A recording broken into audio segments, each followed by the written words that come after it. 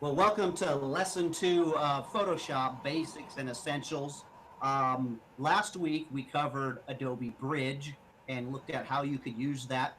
Though all these lessons that we're teaching, they're still up on YouTube. You can find them through our Facebook page, through lightingasylum.com. I'm actually posting them there as well. So at any time, you can go back to lightingasylum.com and watch any of these lessons. Tonight, our plan is to go through Photoshop environment, kind of looking at the environment, looking at some of the preference settings that will help your Photoshop run a little bit better. And we'll look at a couple extra little things tonight. So, and also in particular, it will be a basic understanding of what is a layer, what is a mask. Too often people just glance over it because they just assume everybody understands what a layer is, what a mask is.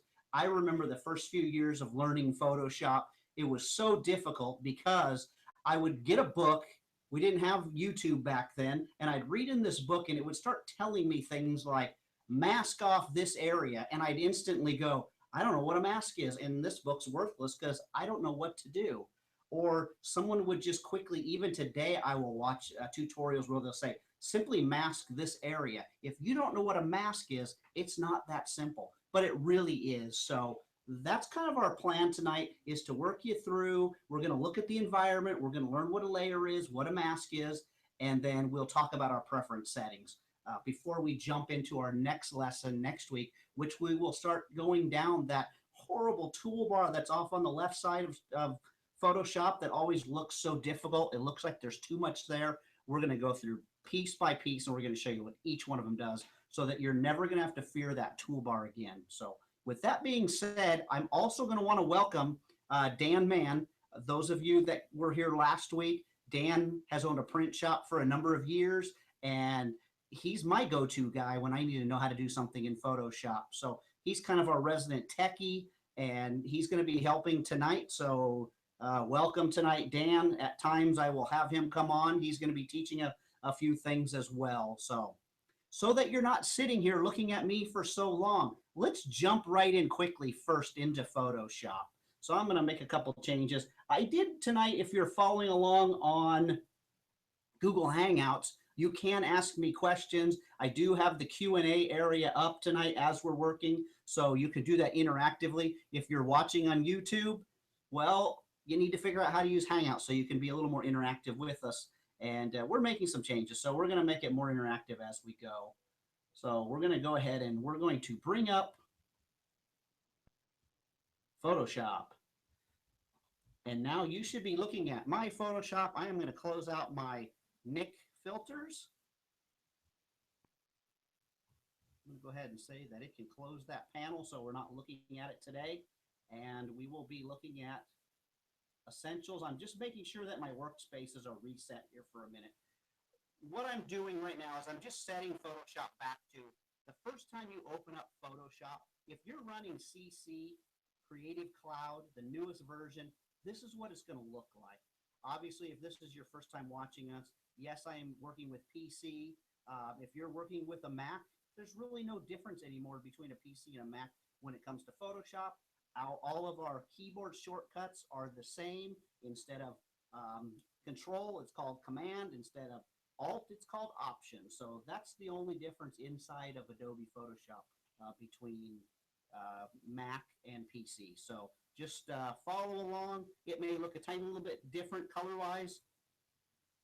When you open up Photoshop for the very first time, this is what it's going to look like. It says right up to the top left over here, it says Essentials. This little menu up here, it's saying these are the essential tools that Adobe thinks you need the first time you open up Photoshop. So it's going to look similar to this. Here's my a tiny bit different. I have my categories open now.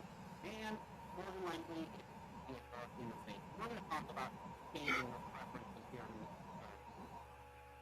I used to always gloss over this part of Photoshop in my class, my math class, the book that I now love, the seminars, and really a page that I used to just go, yeah, I don't need to know this page. But the more I start thinking about it, the more I realize, yes, we do need to know some things. For instance, it basically is a map of Photoshop, and it worked this way. It pointed to the left-hand side over here, and it said, this is the toolbar. And most of us would say, okay, it's the toolbar. Pretty simple. It pointed to the opposite side, the right-hand side, and it said, this is your panels. Well, that's called a panel because, see, each of these, we used to not have these fancy little fly-out panels, and we'd have panels all over, these little panels everywhere throughout Photoshop that we click around and put all over our Photoshop workspace. But these were called panels. I'm going to get to why this is so important, what I'm doing right now. And then the top up here, this is called your options bar. Why is it called the options bar? Because when I change, maybe I grab something like a pen tool here, or sorry, a paintbrush, I get different options for my paintbrush. If I grab something like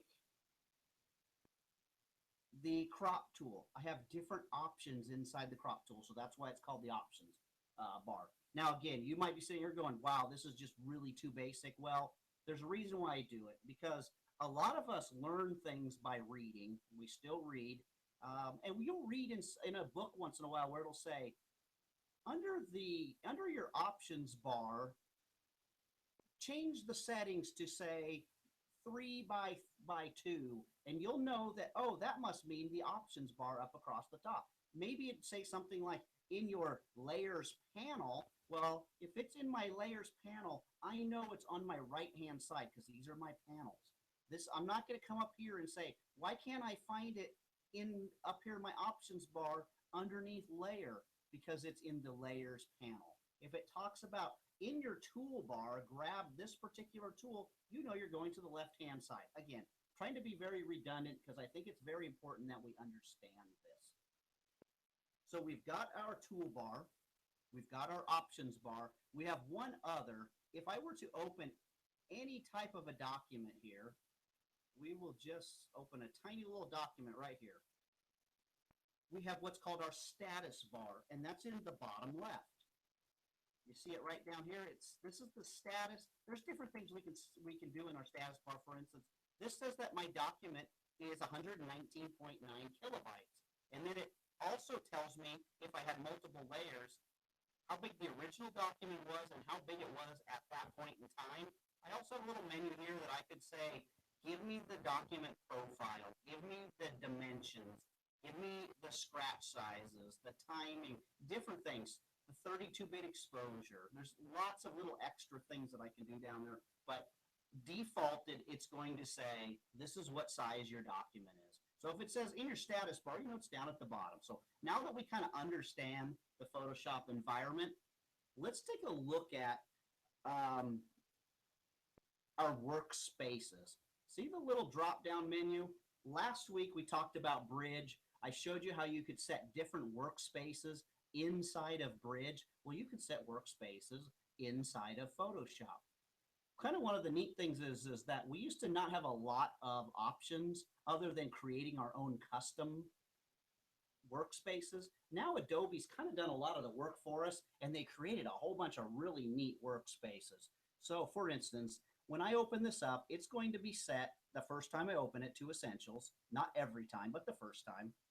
And they say, you know what, if you're working in 3D, click there and change the workspace, and it says, these are the tools that we think you might need if you're working in 3D. Graphic and web. Boy, if you're working in web or graphic, it's saying, these are the ones we think you might need. It's going to lean more towards text and things like that. This one, believe it or not, you can actually edit video inside of Photoshop. I would not recommend it. You can use something like Adobe Premiere Pro, which is so much easier to use. But I do use Photoshop once in a while to extract a frame out of a video clip. So I'll use that once in a while. Painting just says, hey, I'm going to start something from scratch. You know, I'm going to create a logo. I'm going to create maybe a flyer for something. And it says, these are the tools we think you need to start something from scratch. Then the last one's photography. It doesn't necessarily mean this is just for photographers. It says, if you're going to work on a raster image, remember last week at the end of last week's lesson, we learned the difference between a raster and a vector.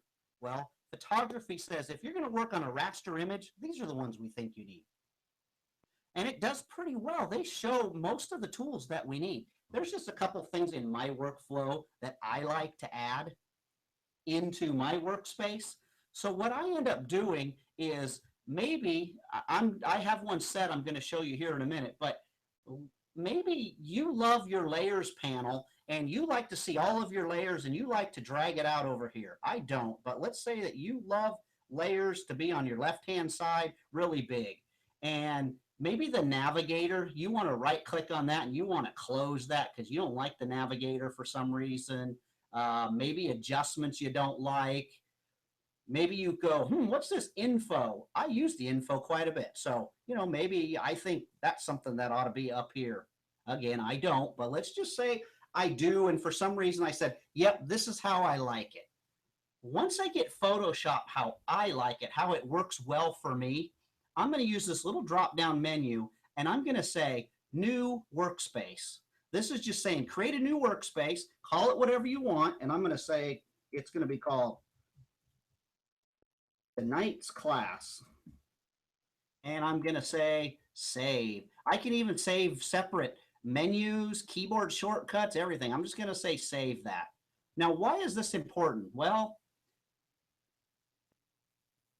Dan will tell you that on their large computer they print from, both himself and his wife have different workflows. So they use that same computer a lot of times. And rather than Dan come back and find, I'm going to reset the photography workspace, and he finds that the workspace he sets up is set like his wife likes it, and he goes, oh no, I need to reset everything. Instead of taking 5 or 10 minutes to hunt and peck and find the tools he likes, he can just hit the drop down menu and say, tonight's class, and they go to where we like them. I pretty much like the photography, but again, I said I add a few extra things. I actually deleted it. So let's actually go back to photography and I'll show you kind of how I like to set mine up. There's a couple things that are missing. This is good that I'm adding a few things because have you ever done this? Let's say the navigator, you decided, I don't know what I'm going to do with this navigator. It gets in my way and you close it. You ever closed a panel out and then went, oh my goodness, I need that back. Where did it go? And you find out that you can't get it back. You can't find it. Well, you can get it back 2 different ways. Number one, any of our panels that disappear, all you need to go is right up to our options bar and right up here where it says window, here are all of our panels. So I got rid of the navigator. All I do is click on navigator and now I have the navigator back. So it allows me to do that. There's also, maybe I closed that. Maybe I closed this whole group over here and I closed all of these. And next thing I know, I'm going, oh, my layers are gone. And rather than try to figure out which one, because maybe I'm really new to Photoshop, all I have to do is go to the drop-down menu of my workspaces and say, reset photography, because that's the one I'm working in, and it will put it back to how Adobe had it in the first place. So there's always that fail safe of, hey, I'm just going to reset this. So then I'm starting afresh again. When I set mine up, a couple other things I like to add is I always like to have my brushes so they're available to me because I actually make some custom brushes sometimes and like to make some changes to my brushes. And there's also, we're not going to do any of it today, but I also usually have the character panel up because I do, apart from photography, I do a lot of graphic art type stuff and ad work. So I need to be able to work with the character panel because I'm using text quite a bit. So I usually like to leave that up. Then also, a lot of us don't know this, but underneath Windows, we have a thing here that says extensions. Last week, I believe it was last week, 2 weeks ago, I showed you the Adobe color themes. I love using the Adobe color themes. You can look that up in from our very first episode where we were testing it out and we kind of gave a little test on what you should know about Photoshop. I showed you how to use the Adobe color themes. So I'm going to keep that there. Also under extensions, I've been using this new program called Particle Shop that actually is a plug-in to Photoshop, but it actually works as an extension, and I can load Particle Shop right to and link it to my panels bar here, my flyout menu, so that I have it available to me. And the last thing that I usually use is right here, recent files. Have you ever been trying to work on something and you say, you come up here to where it says file and you're saying, okay, recent files. And all you see is these names of these files. And you start going, oh, it's either this one or this one. I can't remember. Well, that's not such a quick access. This is something that works a lot like Mini Bridge, that I believe it probably is just Mini Bridge because Mini Bridge went away. But there's a recent files extension to CC. Then now I can click on it and here's all my recent files. And now I actually can see them and I can see what I'm working on. I can just click on them and they're going to open up into Photoshop.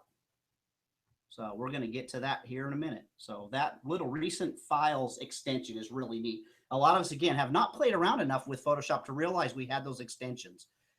Really quickly, browse extensions online. I'm going to go ahead and hit that. It's going to bring up my Google Chrome, and it's going to take me to Adobe's website, their creative site, and it's going to show me all kinds of different extensions that are available to Photoshop. Many of these extensions come with a price tag, but many of them are free. So these are all things that you can play with, but these are all things like the Particle Shop that I was just talking about that create all these crazy brushes for you. They're amazing, but you can go in there and look. I just wanted to show you so you would be able to look that up yourself. So let's bring Photoshop back up. And that was our extensions. So that's kind of a general look of the landscape, how you can customize it. Don't be afraid to customize your workspaces. They will help you. Once again, I got it to where I like it, back to how I like it. I'm going to say new workspace, and I'm going to call this, I had it here and I deleted it today. Don't know how to spell my own last name. Markspace. I guess I could have called it MySpace, but I'm going to go ahead and say save.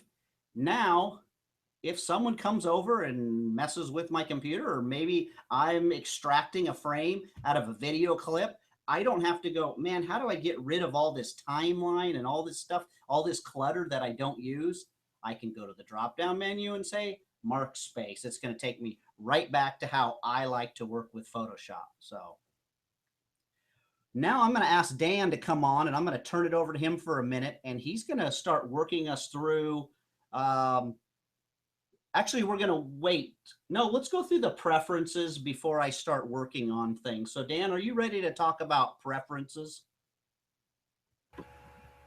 Sure, I could do that now. Let me open up Photoshop. All right, good to go.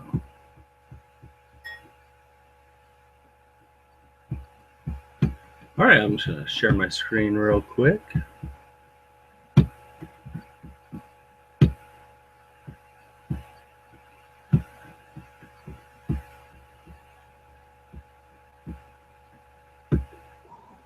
All right, are you seeing it? No, we're not seeing your screen yet. All right, there you go. Just a sec. See it now. All right, so there's a couple of different preferences that are kind of think of them as default preferences. So every time you open Photoshop, these are already going to be defaulted. And the way to access these is you want to go up to Edit. And at the very bottom, you'll see Preferences. And you can go directly to the preference that you're trying to work with, but it's just as easy to hit General or Control-K. And once you open that up, you can pick any of them within the pop-up menu. So I'm just going to hit General. And we're going to start off with the General. There's really not a whole lot in here that you want to mess with too much. There's a few things. Let's see. Nah, there's really nothing in there. Once you get used to Photoshop, you might want to mess around with some of these things, but the default settings are pretty good on those. So let's check out Interface. This is one of the good ones. Now this is CS5, so your CC is going to look a little bit differently. In CS5, they give us a standard screen mode gray or black, or you can do a custom color. In CC, you have 4 different options. You have a white, a light gray, a medium gray, and a black. And that's really just showing you what the background color is going to be around your image. And some people like the white, some people like the neutral gray. Neutral gray is probably the best one to start off with if you're not sure what you want.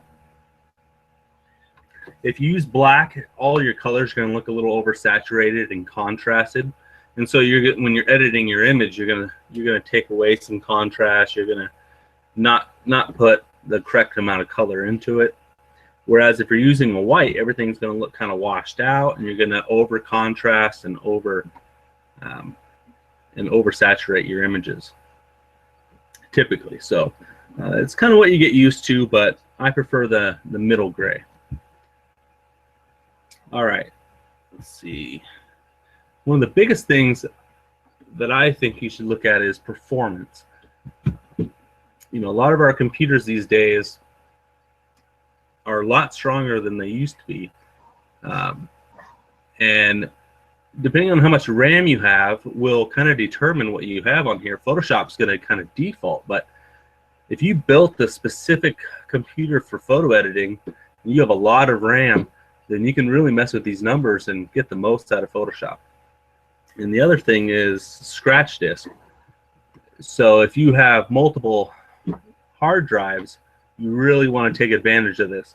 I'm on my laptop, so I can only show you what it might look like. But down here under scratch disk, if you had a secondary drive, it would have a number 2, and then it would probably be called the D drive. And you can have as many drives as you want. On my main editing computer, I have 4 drives. My D drive is a solid state drive, which just basically means it's very fast. It doesn't have to be huge, so I just have a small solid state, nice and fast, and that's for my scratch disk. That basically is just showing or giving access to Photoshop for that, and that just allows Photoshop to run better and faster. So I would definitely look into that once you get into Photoshop a little more, or if you're already into it. The other thing is the GPU settings. Basically all that is if you have a video card, you can enable this OpenGL drawing. It's kind of weird, but if you have that check mark available to you, go ahead and check it, because you'll realize that it helps processing a lot better, because instead of using your RAM, it's going to use the RAM that's on your video card. And most video cards have about 1 gig of RAM these days, so the more you can use on that just opens up your standard RAM for even better processing. And if that's over your head, it's not a big deal. I would just leave it on default. But if that checkbox is available to you, go ahead and check it. Check it out. The memory usage is your RAM. This laptop only has, I guess, 4 gigs of RAM. My main editing computer has 12, so you can see it can vary based on your computer, but most laptops are going to have anywhere from 2 to 4. And Photoshop likes to have about 60%, and that's a pretty good mark, because if you end up having Photoshop open and say then you have YouTube open, if you're watching this or something else, maybe you have Netflix playing on a second monitor, whatever it is, that all takes up RAM. So if you set this to say maximum, then that's not going to give you any room for any other application to operate. So you really got to be careful with that. So right around 60% is what Photoshop recommends. But I like to be anywhere between 60 and 80. I don't go over 80. Even though I have 12 gigs of RAM on my other computer, I still don't go over 80% because I need all that for background stuff. So, all right, let's look here. Under cursors, this is pretty interesting. If any of you do a lot of painting in Photoshop, or not necessarily painting, but just in general, skin or hard to say, but anyway, if you use your paintbrush a lot, this will come in very handy. Your default is just normal brush tip. And if you're on Photoshop CC, it'll actually tell you this. When I hover over it, it says use 50% of brush. So this little circle is only showing me what 50% of my brush is, unless it's a solid brush. If it's a really hard line, it's going to show me the whole brush. But if I have any sort of feather to it, it's only going to show me 50% of that feather. So if I switch to full size, it actually shows me the complete size of my brush, including what that feather is. So that way you know where you're painting. Otherwise, it's very easy to go over that line when you're trying to slowly bring in and feather some color in or whatever you're doing with your brush. The other option that's pretty neat is show crosshair. So by checking on that, you can see right where the center of your brush is at all times. You used to have to hold down a button to show it, and then when you held that down, your outer ring disappeared, but you had a crossbar by pushing on your cap lock. And that was very confusing and just one extra step. So if you go into your preferences and you just check that box, then you always know where the center is.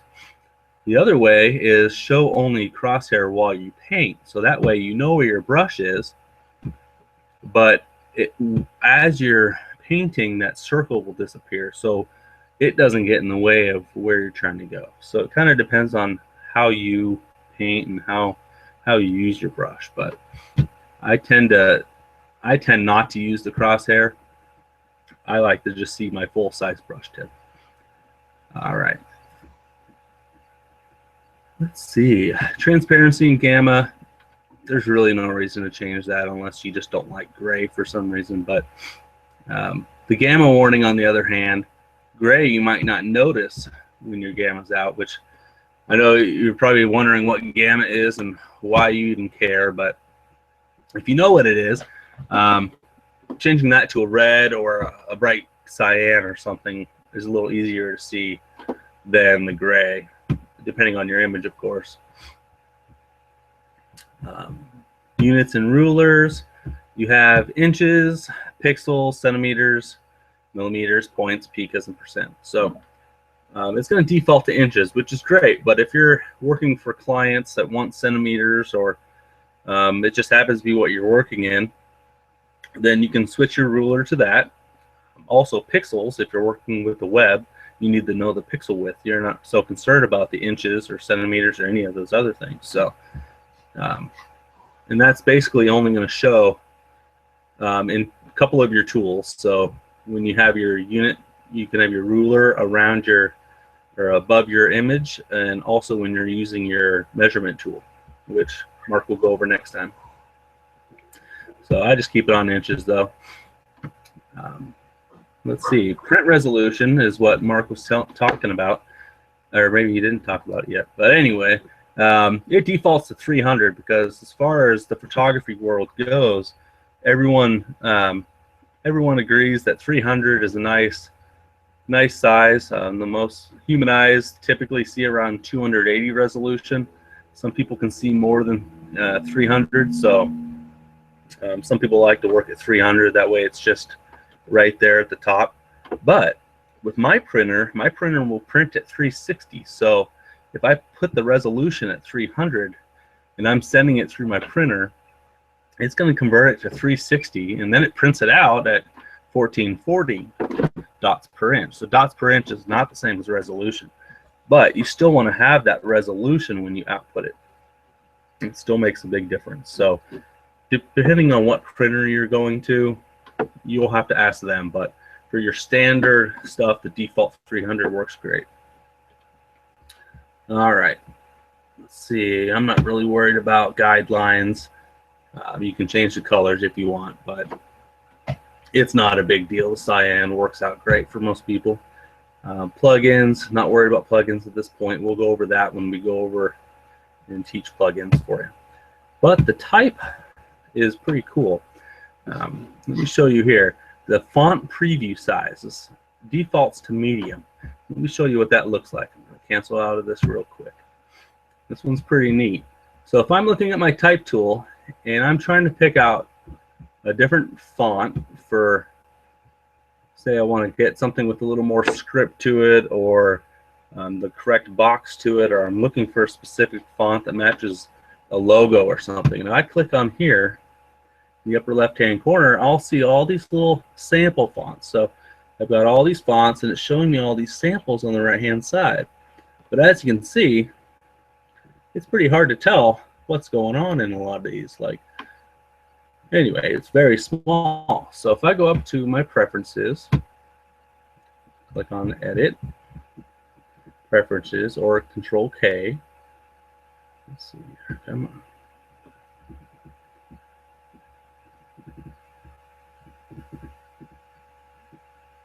All right. And I go to type. I can change my font preview from medium all the way up to huge. Now, if you're on CC, you only have small, medium, and large, but go ahead and click on large. It's very similar to huge. And for some of you with either smaller monitors or your eyes aren't as great, this is very helpful. So I'm going to hit OK. And now when I go in there, look how large that is. Now you can really see the difference between these two fonts, whereas before it was so small it was hard to even tell. You used to have to basically highlight your text and watch it change, and that's a real big draw on your RAM. So it's just a really neat preference that I like to make sure that I change that. So I'll go ahead and give you back to Mark and see. He might have a few things he wants to go over in the differences between CC and CS5. So thanks for listening.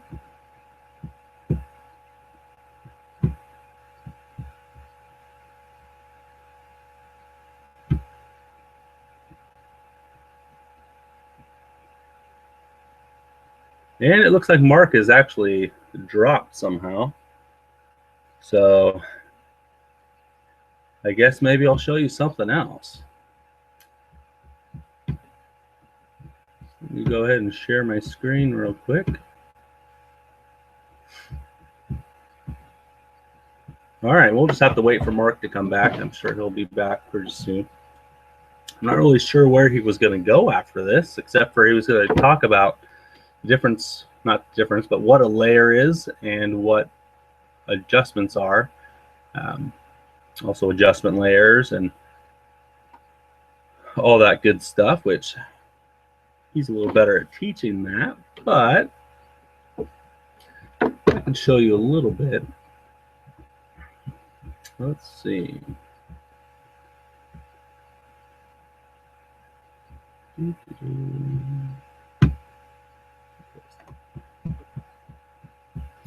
All right, so let me close this real quick. Let's see.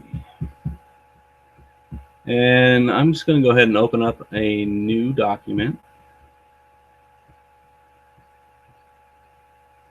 And I don't really care what size it is, but let's go ahead and set it. Mark, are you back? I'm back on my phone right now. My internet went down. Okay. Did you cover the history states? No, you know what? I didn't. Let me go back over that real quick. So I'm just reset my modem, so I should be back on in a second. Hopefully. It's all in Charter's hands. All right, so let's go over history states. Now, that will be under performance. And over on the right-hand side, you have history and cache. So don't worry about tall and thin and big and flat and all that stuff. But the one thing you got to look at here is history states. Now, on CS5, it'll default to 20 history states. And for those of you who know Photoshop, when you have your history panel up, you have different states that you can go back to at any time. Well, if it defaults at 20, if you're doing something, say skin retouching, you'll go through 20 histories very fast. So it'll actually allow you to go all the way to 1,000 if you wanted to. Now, the higher number you go, the more of your hard drive it's going to take and more of your RAM. So you got to be careful there. If you have a secondary hard drive where you have your cache on there, it's not a big deal. That's the feedback.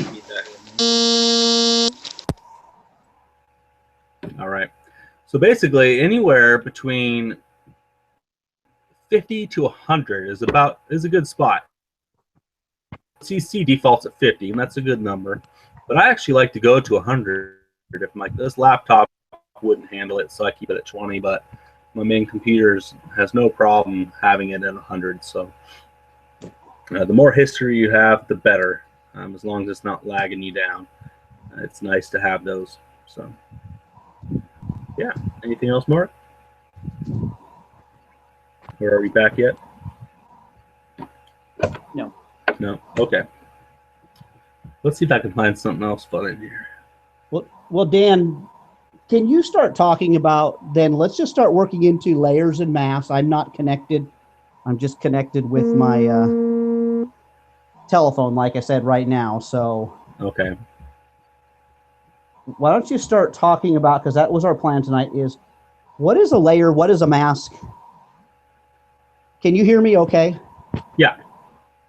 All right. So let me just talk for a minute since you can hear me while I'm waiting, because this is the part where you're just not seeing my face. You can look at Dan's Photoshop at this point.